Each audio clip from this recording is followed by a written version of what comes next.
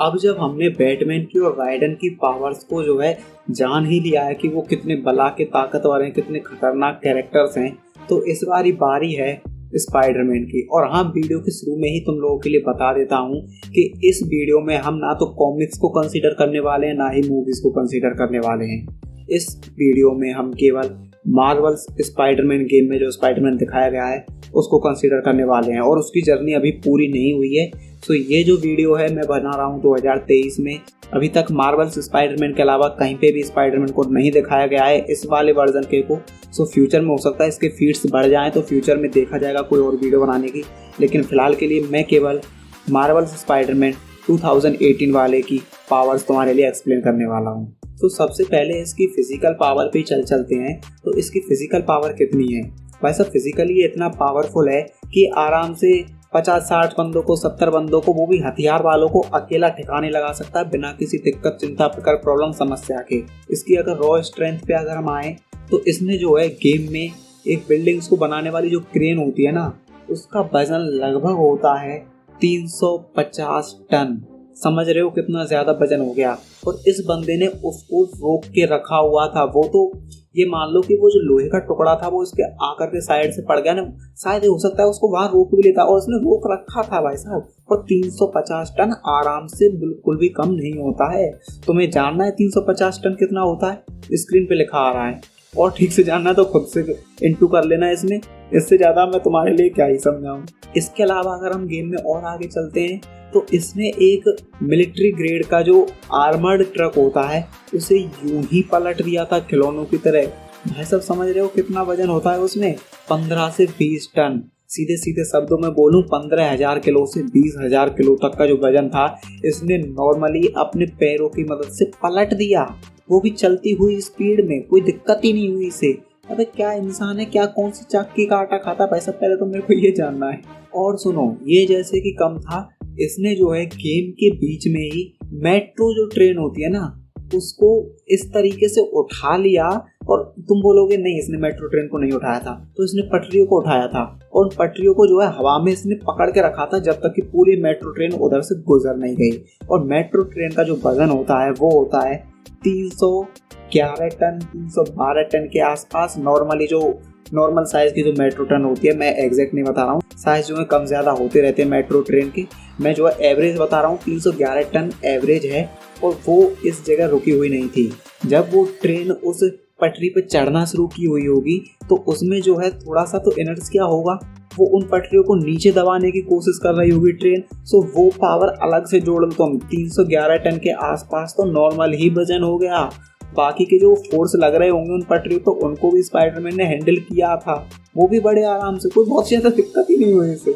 अब जब इसकी ताकत के बारे में हमने जो है इतनी बात कर ही ली है तो इसकी रफ्तार के बारे में भी बात कर लेते हैं। और हाँ, इसकी जो स्विंगिंग स्पीड है, सबसे पहले हम उससे स्टार्ट करते हैं। तो इसकी स्विंगिंग स्पीड जो है वो है 119 किलोमीटर पर आवर। और मैं इस गेम में बता रहा हूँ, अगेन बोल रहा हूँ, कॉमिक्स का मैं कुछ भी कंसीडर नहीं कर रहा हूँ, मूवीज का कुछ भी कंसीडर नहीं कर रहा हूँ। कॉमिक्स को कंसीडर करने गया तो इसके फीट्स वैसा अंड बंड लेवल के हैं, मतलब तुम्हारा दिमाग फट जाएगा कि क्या हो रहा है, इतनी खतरनाक पावर्स कैसे आई स्पाइडरमैन में।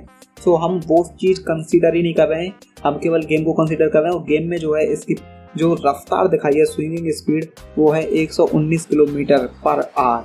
तुम समझ रहे हो, अगर तुम बाइक को जो है 60, 70, 80 से ऊपर ले जाने लगते हो ना तो तुम्हारी आंखों से आंसू आने लग जाते हैं हवा टकराने से। मतलब उसको संभालना मुश्किल पड़ जाएगा अगर इतनी रफ्तार में कहीं ब्रेक लगाना पड़ जाए।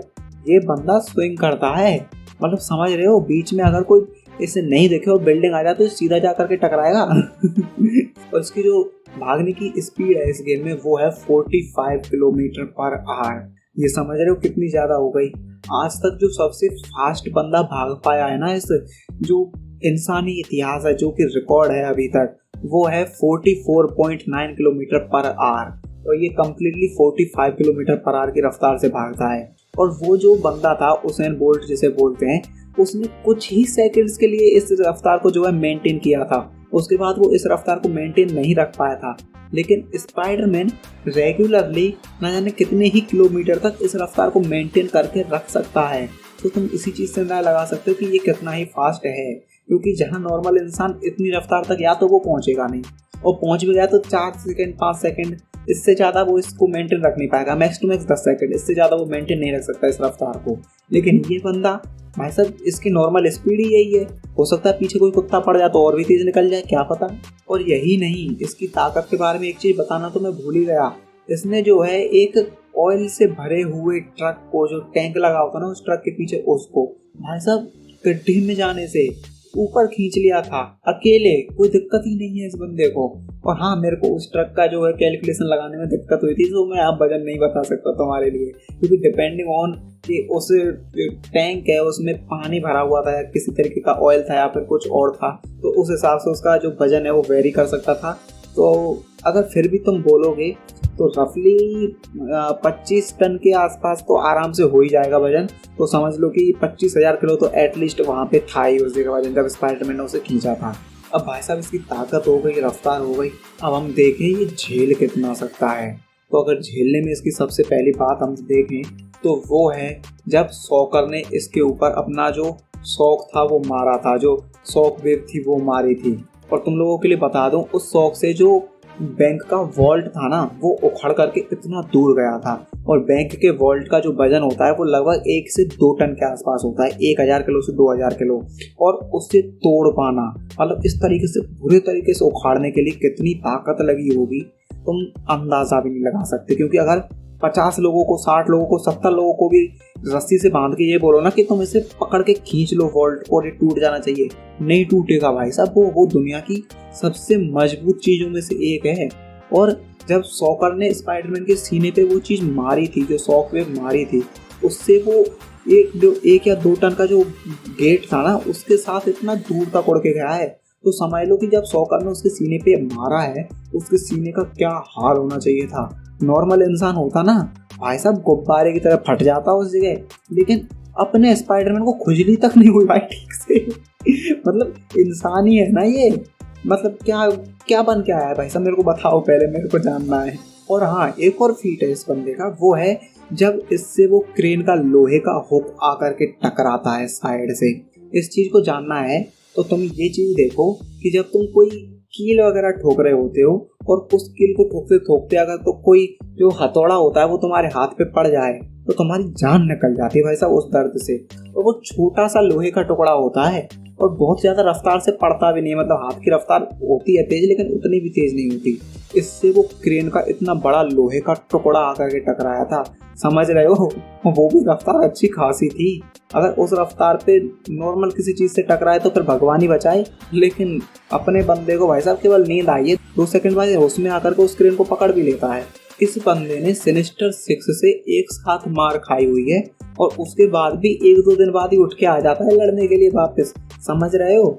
ये देखो, एक तरफ है rhino, mister negative, scorpion, vulture, doctor Otto Octavius और इलेक्ट्रो, मतलब ये बंदे वो हैं जो घूंसा मारे ना, खास करके राइनो, तो दीवारें चकनाचूर हो जाती हैं मिट्टी के ढेर की तरह। और इन लोगों ने अपनी पूरी ताकत से स्पाइडरमैन पे लात घूंसे बरसाए हैं, अपनी जो इलेक्ट्रिक पावर है उसका इस्तेमाल किया है, सब कुछ इस्तेमाल किया है।